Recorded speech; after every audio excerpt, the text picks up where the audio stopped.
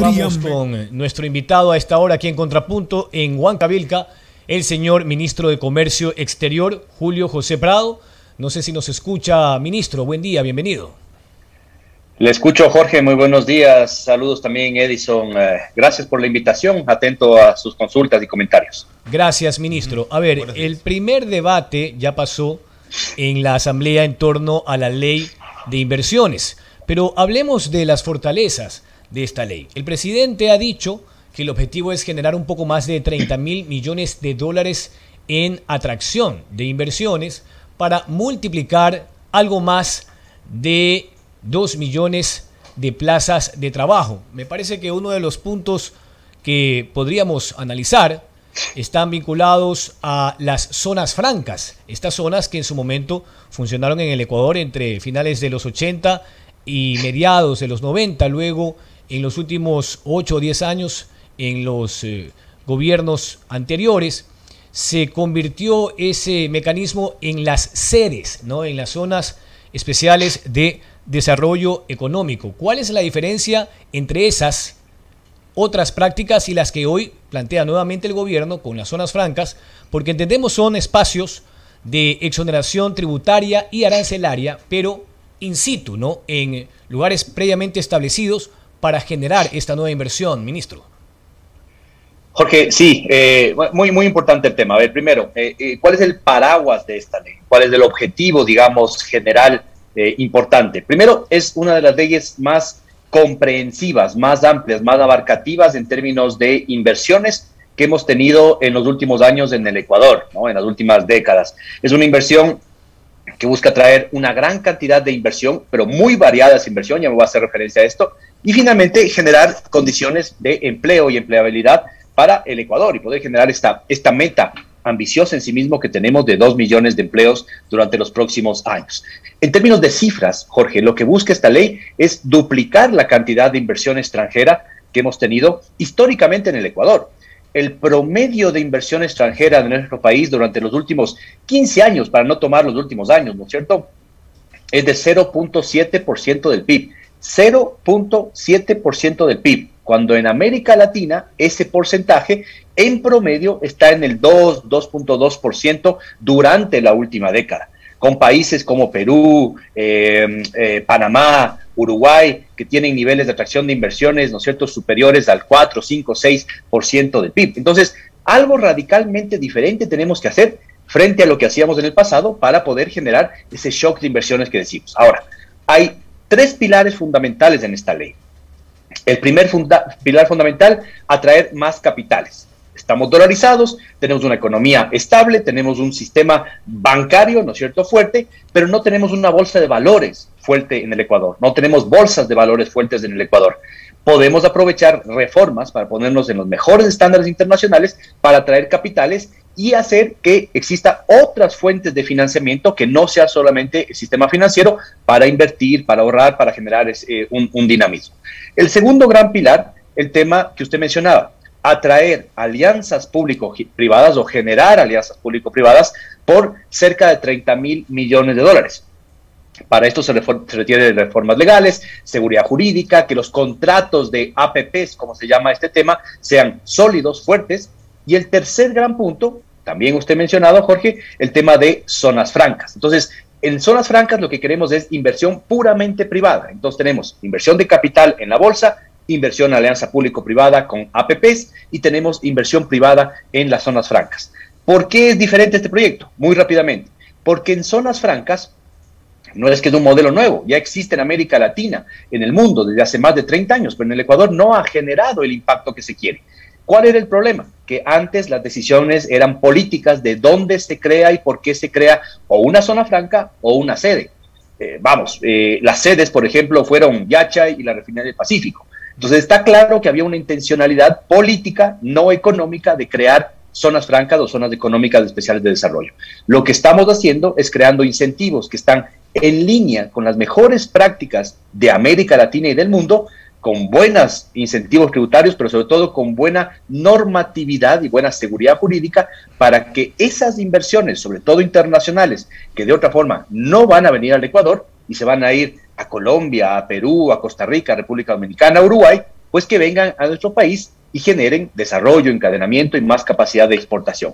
Eso en un resumen apretado de lo que es esta ley de inversiones. Pero según esa cifra, es ambiciosa la consigna del gobierno, porque fíjese que haciendo un mapeo de la inversión extranjera en los países de Sudamérica específicamente, tenemos Chile, donde ustedes estuvieron hace poco también ofreciendo el portafolio de inversiones, a propósito de la posesión del presidente Boric. En el caso de Chile, 13.000 millones de dólares, hablo de diciembre 2021. En el caso de Colombia, 7.000 millones de dólares. Y en el caso de Perú, 5.000 millones. Es decir, países que están en el continente sudamericano y que, según lo que proyecta el gobierno, se duplicaría la cifra de ese que aparece a la cabeza, que es Chile. ¿Cómo les fue en Chile, ministro, a propósito de ese tema, en medio del poco tiempo que seguramente tuvieron para los acercamientos? Jorge, justamente este proyecto es ambicioso porque necesitamos cambiar las condiciones del Ecuador. Así como somos ambiciosos en tratar de hacer una gran cantidad de acuerdos comerciales, somos o fuimos ambiciosos en el ámbito de la vacunación, igual de ambiciosos tenemos que ser y radicales en el tema de atraer inversiones. Ecuador es un país que ha estado en las últimas 2 décadas, no, ni siquiera en los últimos gobiernos, de las últimas 2 décadas, cerrado al mundo. Y mientras grandes cantidades de capitales llegaban a Colombia y a Perú, por ejemplo, por decir alguna cosa en los últimos años, al Ecuador se les saltaron. Y esas cifras que usted tiene son reales. En los últimos años el Ecuador ha tenido 700 millones de dólares por año, 800 millones por año en promedio de atracción de inversiones, mientras esos países atraen 5.000, 6.000, 7.000 o por encima incluso de los 10.000 millones de dólares, con economías que a veces no son mucho más grandes que la del Ecuador. Un dato adicional le doy en el tema de zonas francas, en términos de generación de exportaciones de zonas francas, dato de la Asociación de Zonas Francas de América Latina al año 2020, sí, que es el que tengo disponible. Le digo cuánto exporta, por ejemplo, un par de países. República Dominicana, desde las zonas francas exportan 6.200 millones de dólares. Costa Rica, 5.700 millones. Uruguay, país chiquitito, 5.000 millones. El Salvador, 3.200 millones. ¿Sabe cuánto exporta Ecuador desde las zonas francas? 277 millones de dólares. Es decir, hay una diferencia abismal. Ahora vamos al caso de Chile, Jorge, ¿no es cierto? Estuvimos la semana pasada en una delegación encabezada por el presidente de la República. Yo hice una agenda paralela a la del presidente, en algunos momentos con él, en otras solamente yo, en la cual estuvimos con empresarios privados, con inversionistas, con gremios y demás, en varios eventos. Hicimos más de 20 eventos diferentes, reuniones, gremios, charlas, para presentar lo que llamamos nosotros el proyecto Ecuador Open for Business. ¿Qué es esto? Es un proyecto de atracción de inversiones en el que hablamos justamente del nuevo entorno de negocios y demás. Bueno, y alguien me preguntaba, ¿y cuándo se van a ver resultados de esas visitas y demás? Más allá del tema de ir y visitar, etcétera, que ya es bueno, ¿cuándo vienen esos inversionistas? Pues bueno, le cuento, Jorge, que la primera delegación de inversionistas ya está en el Ecuador. Vinieron tan rápido como el día martes, varios inversionistas en sus propios aviones privados incluso, han llegado ya a Quito, estuvieron ayer en Guayaquil, visitando posibles empresas, alianzas de demás sectores para poder ver análisis. Y en abril llega una delegación aún más grande de la Cámara de Comercio de Santiago y para agosto está prevista una tercera delegación. Entonces, el Ecuador está logrando atraer inversionistas y empresarios que antes no los tenía en nuestro país. 7:15 está el doctor Julio José Prado, ministro de Producción, Comercio Exterior, Inversiones y Pesca, aquí en Contrapunto. Edison. Qué bueno, señor ministro, que el país esté dando otra cara, otra imagen, ¿no?, de lo que estábamos mostrando, como usted bien dice, hace 20 años. Pero casa adentro sigue habiendo los mismos problemas que ustedes ya lo sabemos, ya los conocemos, el tema de la situación política interna que vivimos obviamente los ecuatorianos, el tema de los impuestos, las tasas. Eso de alguna manera frena, ancla al país de progresar. Y por un lado, qué bueno que tengamos un presidente que también tiene una visión empresarial, ¿no? Y en conjunto sus ministros también podemos darle definitivamente otra cara a este país que tanto necesita inversión extranjera.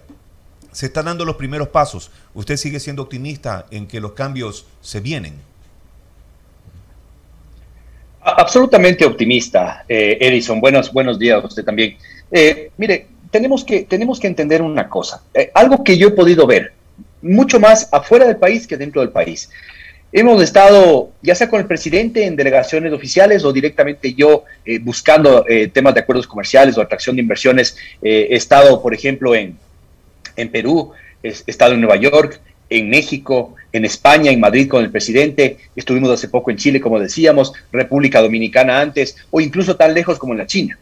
Y casi todos los lugares, en todos estos países que menciono, se repite la esperanza que tienen en el exterior de que al Ecuador le vaya bien con este nuevo modelo que estamos implementando. Hay una esperanza, hay una visión muy optimista del Ecuador, casi como que el Ecuador fuera una luz de atracción de inversiones que de pronto se despierta en América Latina. Y esto, Edison, no siempre nos sucede en el Ecuador. Es decir, no sucede que el Ecuador sea ejemplo de cosas buenas en América Latina y en el mundo, y ahora es ejemplo de cosas buenas en términos de la vacunación muy rápido que se hizo. Eso ya pasó. Pero ahora tenemos que enfocarnos justamente en ser ejemplos buenos de atracción de inversiones, de apertura a la economía global, y después que eso se traduzca en cosas buenas casa adentro. Y ahí es donde tenemos la mayor cantidad de complejidades, diría yo, Edison, porque justamente mientras tratamos de avanzar, hacer las cosas bien para generar más oportunidades, tenemos, por ejemplo, una asamblea que evidentemente está entrampada en temas que no nos permiten avanzar. Yo espero, con toda sinceridad, y he estado muy metido en el debate de la ley de inversiones, evidentemente, porque este es del Ministerio de las Inversiones, espero que el proyecto de ley de inversiones, que ha sido mejorado, que ha sido revisado en 2 informes diferentes, termine siendo aprobado por el Pleno dentro de las próximas semanas, ¿no? Ya se va venciendo el plazo.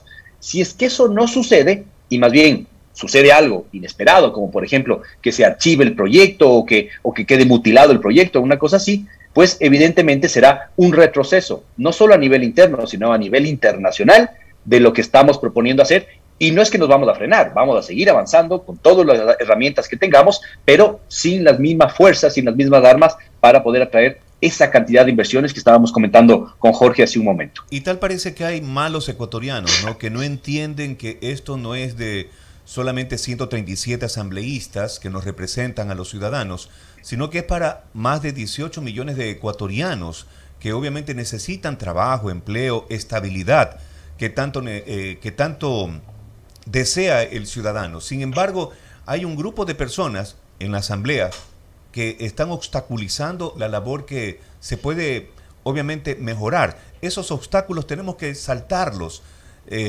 pero lamentablemente, ¿cómo hacerles entender a estas personas de que de ellos también depende la productividad del país, de la toma de decisiones de parte de la Asamblea, que ayude, que ponga el hombro también con el Estado ecuatoriano, no importa quién sea el presidente? Mire, ese es un tema siempre complejo, ¿no es cierto? Es decir, cómo lograr acuerdos mínimos que se logren en la Asamblea. Yo creo a veces que evidentemente el rol de la Asamblea es tremendamente importante, Edison y Jorge, por ese lado, pero creo que también desde la sociedad civil, desde las empresas, desde la academia, creo que es importante que nos metamos mucho más en esta onda, ¿no es cierto?, del cambio, de las inversiones, de poder generar un país mucho más competitivo y de entender que es una oportunidad única que tenemos en el país para poder hacer los cambios que ya lo hicieron. Por ejemplo, Costa Rica hizo estos cambios hace 30 años, Chile los inició hace casi 35 años, Colombia los inició hace 20, Perú los inició hace 15 años. Nosotros llevamos años sin poder hacer nuevos acuerdos comerciales. Tenemos un déficit total en términos de acceder a mercados y resulta que solamente el 40% de nuestras exportaciones están cubiertas por acuerdos comerciales. Es decir, el 60% ingresan pagando aranceles, con una competencia muy complicada con otros países que tienen aperturas por encima del 90%. Eso le repercute directamente al ecuatoriano, a la pequeña y mediana empresa, que no puede sacar sus productos del Ecuador para poderlos colocar en otros mercados porque por la tramitología, por la carestía, porque no hay acuerdos comerciales que le permitan llegar al exterior. Y el otro elemento, a veces se sataniza, ¿no es cierto, Edison y Jorge, la inversión extranjera. La inversión extranjera son cerebros, capitales, trabajo que llega al Ecuador, muchas veces se encadena con la producción local y otras veces genera competencia sana, competencia formal, que ayuda también a que nuestra producción eleve el nivel y que podamos encontrar nichos donde podamos competir. Ese es el rol también de la sociedad privada, digamos, de la academia, del ciudadano, de las empresas, el meterse también a esta discusión y no dejar que, como usted dice muy bien, por algunos malos políticos o algunas malas influencias que tenemos del pasado todavía, vayamos a caer en un modelo que evidentemente fracasó en el pasado y volverá a fracasar si es que no se hacen estas reformas que estamos implementando ahora en el corto plazo.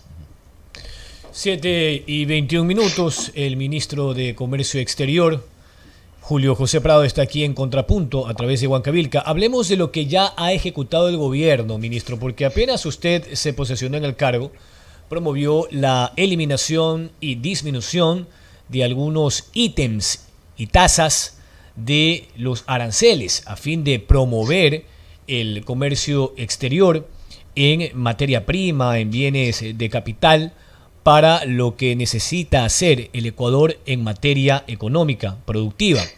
Me parece que fueron un poco más de 290 ítems que tuvieron ajustes, en algunos casos se bajaron totalmente las tasas, en otros se hizo una disminución proporcional, porcentual. Coméntenos eso finalmente en qué se tradujo, ¿no? Porque el presidente Guillermo Lasso, el pasado martes, cuando lo entrevistamos en el Palacio de Gobierno, ha vuelto a insistir en la creación de un poco más de 350.000 plazas de empleo, incluso mucho antes de que se cumpla el primer año del gobierno. Sí, Jorge, mire, a ver, le corrijo el dato, fueron 667 partidas, ¿no es cierto? Mucho productos, más, okay. Claro, bastante más, ¿no? En realidad fue la reforma arancelaria para bajar aranceles, no para subirlos, porque en el pasado, todos recordaremos, Edison, Jorge, más bien se hacían reformas para subir aranceles, poner salvaguardias y demás que encarecían la producción ecuatoriana. Bueno, en el segundo mes de gobierno lo que se hizo es poder revisar un paquete de cerca de 180 millones de dólares en 667 subpartidas que bajaron casi la mayoría a cero, en más del 90% de los casos a cero esos insumos, materias primas y bienes de capital. ¿Por qué lo hicimos en ese momento así y tan radical, Jorge? Porque veníamos de la pandemia, necesitábamos dar un golpe positivo al sector productivo para que se bajen los costos de producir, y funcionó muy bien, ¿no? Eso ayudó a las cadenas productivas de todo tipo para poder ponerse algo a tono con la crisis. Ahora, ese es un elemento. ¿Qué es lo que vino después, Jorge? Vino un encarecimiento tremendamente grande de los fletes, por ejemplo, a nivel internacional. Y entonces eso encareció la importación de materias primas, encareció las exportaciones. Entonces, de alguna forma, logramos compensar el tema de los aranceles, pero se descompensó, digamos, con la subida por el otro lado. Así es el juego, digamos, internacional. Es siempre complicado hacer empresa en el Ecuador, pero el rol del gobierno es tratar de quitar esas trabas poco a poco. ¿Qué hicimos en la ley de noviembre del año pasado, la ley de desarrollo? Quitamos el costo de la base imponible del flete marítimo para el tema del ISD y demás, todo este tema, ¿no es cierto? Entonces quitamos la base imponible para esos cobros, ¿no? Entonces, como se había inflado mucho el costo de los fletes, eso le sacamos de la base imponible y entonces las empresas ya no tributan, desde ahora, no tributan en base a ese costo inflado de los fletes. ¿Qué pasaba ahí, Jorge? Que la CAN no nos autorizaba a hacerlo. Bueno, lo hicimos de forma unilateral y nos fuimos al Tribunal justamente de Defensa en la Comunidad Andina de Naciones a pelear la posición del Ecuador. Y le doy una buena noticia que no ha salido todavía en redes. El día de ayer en la mañana logramos la victoria a favor del Ecuador y el resto de países de la CAN acaban de acoger la misma medida que nosotros unilateralmente propusimos ya en la ley, es decir, la eliminación del cobro, ¿no es cierto?, de los fletes dentro de la base imponible. Eso es una gran noticia porque ya la estábamos aplicando en Ecuador, pero ahora es legalizada a nivel de la comunidad andina. Y bueno, la siguiente etapa en términos de reducción arancelaria la estamos revisando en este mismo momento. Tenemos que revisar todo lo que se llaman los aranceles mixtos, ¿no es cierto?, que están por encima del techo que nos permite la OMC. Lo estamos revisando, tenemos que encontrar el espacio fiscal para poder ir bajando esos aranceles, pero lo vamos a hacer durante este año.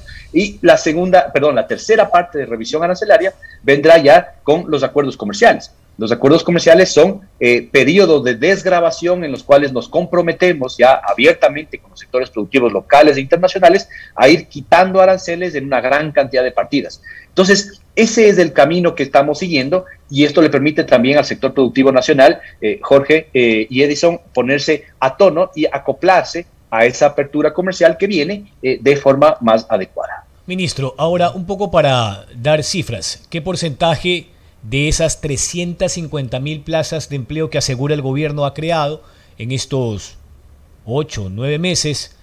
Y si esos distintos empleos en su mayoría han sido creados en el sector del comercio exterior, por lo que usted ha expuesto con esas disminuciones en más de 600 subpartidas en materia arancelaria. No, Jorge, la gran mayoría de esos 350.000 empleos están en el sector de microcomercio, en el sector comercial de todo tipo, digamos, ¿no? En la recuperación de las tiendas, en la recuperación, también en el sector exportador, evidentemente, ¿no es cierto? Hay una buena parte ahí en los sectores exportadores, por ejemplo, de camarón. Bueno, se rompieron todos los récords históricos de ventas de camarón el año pasado. El sector florícola, el sector atunero, por ejemplo, tuvieron todos ellos, cacaotero, chocolatero, tuvieron muy buen año el anterior y contrataron más personal que estaban contratando durante la pandemia. Entonces hay una recuperación.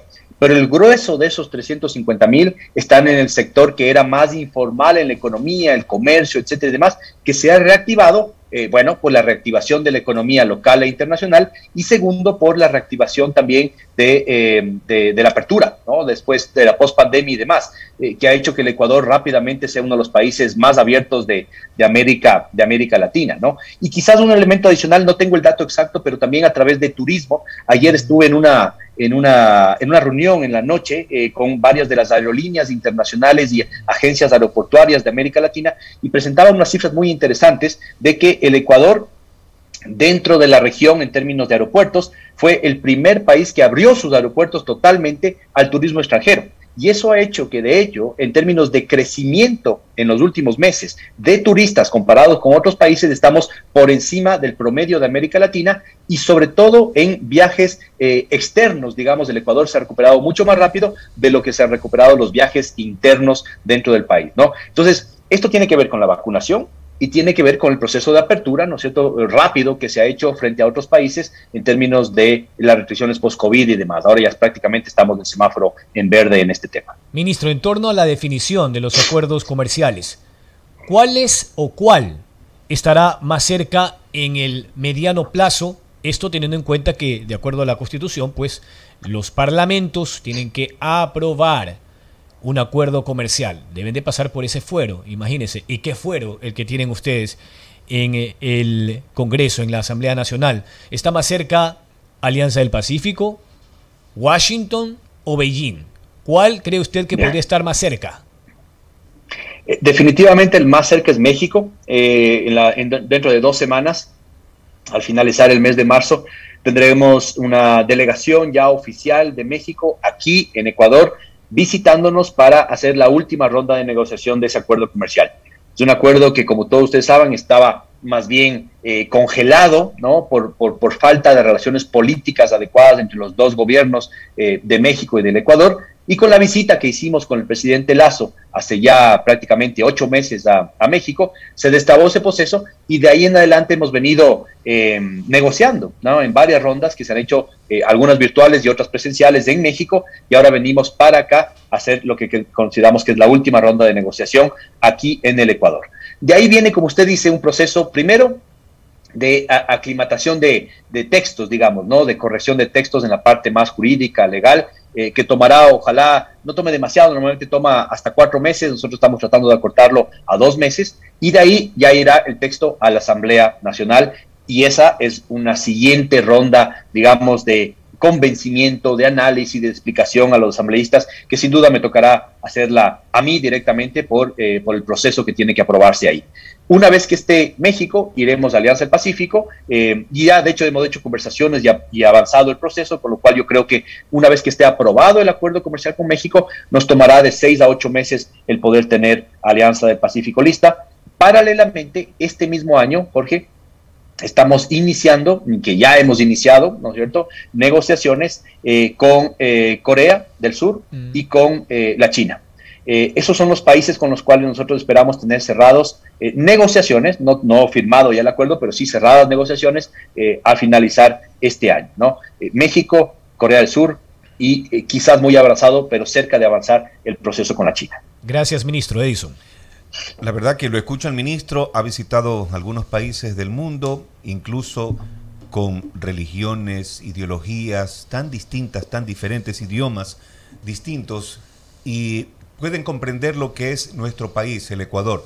Sin embargo, tiene que ir a la Asamblea también, ministro, y hacerles entender a estos señores que tengan la mente abierta de que aprueben esta ley de inversiones, que tendrá sus asperezas, sus de pronto imperfecciones, pero que tiene sin duda alguna una ley muy importante, interesante, para darle trabajo. Insistimos en esto de la productividad en el país. Allá también tendrá que convencerlos, a los propios ecuatorianos. Correcto, yo creo que, mire, a veces las negociaciones internas son más fuertes que las negociaciones externas. Eso lo he vivido yo de cerca con mi equipo negociador de los acuerdos comerciales. Afuera la negociación es dura, ¿no? Partida por partida, producto por producto. México ha sido muy, muy duro para la negociación. Nosotros también lo hemos sido, hemos puesto líneas rojas, etcétera, pero hemos avanzado. Pero la parte más compleja de la negociación es la negociación interna, con los sectores productivos, ¿no es cierto?, tratando de poder compensar tres elementos que hay en los acuerdos comerciales. El primero, la visión de exportación, de que nos dejen abrir el mayor mercado lo más rápido posible para que nuestros exportadores, ¿no es cierto?, y nuestros productores que exportan puedan aprovechar ese mercado. El segundo elemento es la negociación más compleja casa adentro, que es el tema de importaciones, porque hay evidentemente varios sectores productivos, sobre todo en industria, en manufactura, que tienen sensibilidades legítimas, y otros que tienen que buscar un mecanismo para poder acomodarse a esa apertura comercial. Pero ahí viene el tercer elemento, que es el ciudadano, el consumidor. Al consumidor a veces no le tomamos en cuenta en los acuerdos comerciales, y es uno de los que generalmente más se beneficia por acceso a mejores precios, más competencia y más diversidad de productos. Y esto es bueno siempre, porque le ponemos más dinero, digamos, en el bolsillo del ecuatoriano, le damos más oportunidades de trabajo al haber más apertura, más exportaciones, más comercio, etcétera. Y evidentemente la industria también se fortalece encontrando nichos para poder exportar y trayendo materias primas más baratas hacia acá.